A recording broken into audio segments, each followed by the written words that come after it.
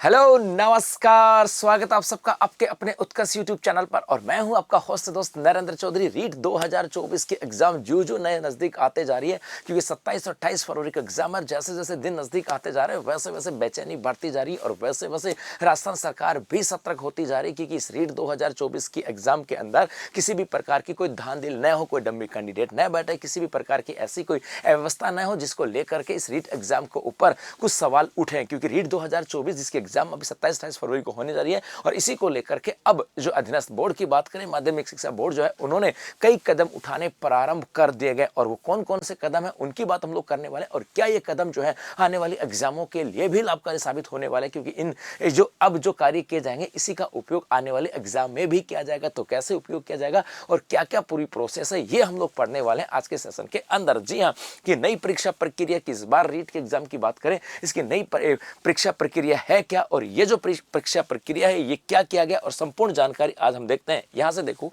ये एक आर्टिकल छपा था न्यूज़पेपर के अंदर, और इस आर्टिकल के अंदर था कि रीट 2024 की बात करें, बायोमेट्रिक हाजिरी डेटा कर्मचारी चयन बोर्ड को भेजा जाएगा। क्या कहा गया था, यहां से बात करें कि ये जो आपकी एग्जाम होने जा रही है, रीट की बात करें, ये जो आपकी रीट की एग्जाम जो होने जा रही है 27 और 28 फरवरी को, इसके लिए हम लोग पहले ही डिस्कस कर चुके हैं कि यहां पर आपकी जो है बायोमेट्रिक होने वाली है। एक तो यहां पर बायोमेट्रिक होने वाली है, एक आपके यहां पर फेस रीडिंग की बात करें, ये भी आपके यहां से होने वाली। और कहा गया कि ये जो पूरा डाटा होगा बायोमेट्रिक और फेस रीडिंग की बात करें, इस पूरा डाटा को कर्मचारी चयन बोर्ड को भेजा जाएगा। अर्थात इसका मतलब है कि जो बच्चा यहां पर इस रीट एग्जाम में बैठ रहा है उसकी पूरी डिटेल उनके पास होगी, और इसी डाटा को आगे कर्मचारी चयन बोर्ड को भेज दिया जाएगा, ताकि इन फ्यूचर जब कोई भी एग्जाम होगी तो वहां पर रिकॉग्नाइज करने में और बायोमेट्रिक लेने में ज्यादा दिक्कत नहीं हो, और वहां पर पता लग जाएगा कि जी ये आदमी फर्जी है या कि नहीं है। सपोज करो कि व्यक्ति इस एग्जाम में बैठ गया, रीट के एग्जाम में नरेंद्र कुमार सपोज करो मैं हूं, और रीट के एग्जाम में बैठ गया और मेरी बायोमेट्रिक हो गई। अब मैं किसी दूसरे एग्जाम में जा रहा हूं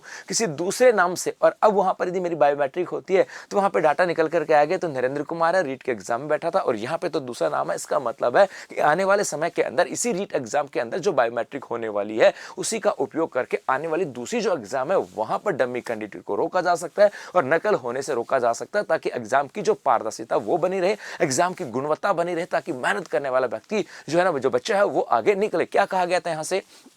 कि राजस्थान माध्यमिक शिक्षा बोर्ड रीट 2024 में कर्मचारी चयन बोर्ड द्वारा कराई जाने वाली भर्ती परीक्षा के लिए सुरक्षा नींव रखने का काम करेगा। अर्थात ये रीट के एग्जाम तो करवा रहा है माध्यमिक शिक्षा बोर्ड, लेकिन यही माध्यमिक शिक्षा बोर्ड आने वाले समय में राजस्थान कर्मचारी चयन बोर्ड के लिए जो एग्जाम होने जा रहे हैं उसकी सुरक्षा की नींव रखने वाला है। पात्रता परीक्षा में ही अभ्यर्थियों के बायोमेट्रिक और फेस रिकॉग्नाइजेशन के जरिए अभ्यर्थियों की पहचान सुरक्षित रखेगा। अर्थात ये बायोमेट्रिक भी करेगा और फेस रिकॉग्नाइजेशन भी करेगा और उसको सुरक्षित रखने वाला है। यह डेटा कर्मचारी चयन बोर्ड को भी भेजा जाएगा, जो भर्ती परीक्षा के दौरान काम आएगा। इससे फर्जी और डमी अभ्यर्थियों के ऊपर लगाम कसने में मदद मिलने वाली है। परीक्षा जो है रीट की एग्जाम जो 27 और 28 फरवरी को होगी, बोर्ड ने सुरक्षा के लिहाज से पहले ही कई दिशा निर्देश जारी किए गए थे, और यह भी कहा गया था कि ऐसा लगे कि किसी एग्जाम सेंटर के ऊपर कुछ संवेदनशीलता हो सकती है, यहां पर कुछ गड़बड़ हो सकती है, वहां पर सीसीटीवी कैमरे भी लगाए जा रहे हैं। तो यहां पर कहा गया कि बोर्ड ने सुरक्षा के लिहाज से पहले से दिशा निर्देश जारी कर रखे हैं, और अभ्यर्थियों की बायोमेट्रिक अटेंडेंस ली जाएगी, साथ ही फेस रिकॉग्नाइजेशन किया जाएगा। और उसके साथ साथ इसका मतलब है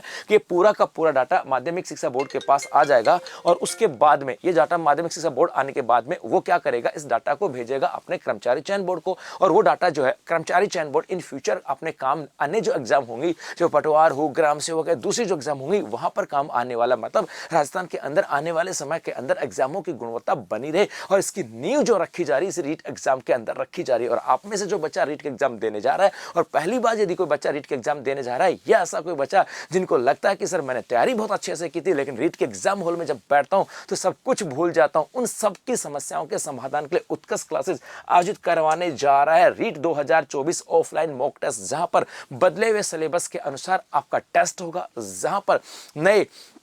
नए पैटर्न के अनुसार आपका टेस्ट होगा, और वहां पर ऐसे ही माहौल होगा जैसा आप रीट एग्जाम में बैठने वाले हो, ताकि आपको उस रीट एग्जाम का फोबिया आपके ऊपर न हो, वास्तविक रूप से कैसा अनुभव होगा वो आप लोग देख सको, ताकि जो आपकी तैयारी थी उस तैयारी को प्रैक्टिकली आप जब रीट के एग्जाम मेन एग्जाम देने जाओ तो वहां पर उसको अच्छे से अप्लाई कर सको। तो उस एग्जाम से पहले एक एग्जाम जिसका आयोजन 9 फरवरी को सभी जिला मुख्यालय पे होने जा रहा है, और जिसके अंदर रजिस्ट्रेशन की अंतिम तिथि पहले 2 फरवरी थी, लेकिन 2 फरवरी को आरएस के एग्जाम भी थी और कुछ टेक्निकल एरर होने की वजह से हम लोगों ने रजिस्ट्रेशन की तिथि जो है वो 2 फरवरी से बढ़ा करके अब 4 फरवरी कर दी है, जो कि आज अंतिम दिन है। तो अभी फटाफट से आप दिए गए क्यूआर कोड पे जाकर के इस एग्जाम के अंदर इस एग्जाम में रजिस्ट्रेशन करवा सकते हैं और एग्जाम से पहले आप अपनी तैयारी को परख सकते हैं, क्योंकि इस एग्जाम से आपको यह पता लग जाएगा कि आपकी तैयारी कितनी है, क्योंकि पूरे राजस्थान की मेरिट लिस्ट यहां पर आने वाली है। आप राजस्थान में कहां पर रैंक करते हो, आपकी तैयारी कैसी है, और साथ साथ आपको यह भी पता लग जाएगा कि इस पूरे पोर्शन के अंदर जो सिलेबस होगा उस सिलेबस के किस भाग के अंदर आपका पक्ष मजबूत है और कौन सा भाग आपका कमजोर है, और साथ साथ एग्जाम हॉल का जो फोबिया है वो भी आपका यहां से दूर हो जाएगा। तो मिलेंगे इन एग्जाम के अंदर। रजिस्ट्रेशन कराने की अंतिम तिथि 4 फरवरी है और इस क्यूआर कोड के माध्यम से रजिस्ट्रेशन करवा सकते हो। तो अभी के लिए बस इतना सा, धन्यवाद।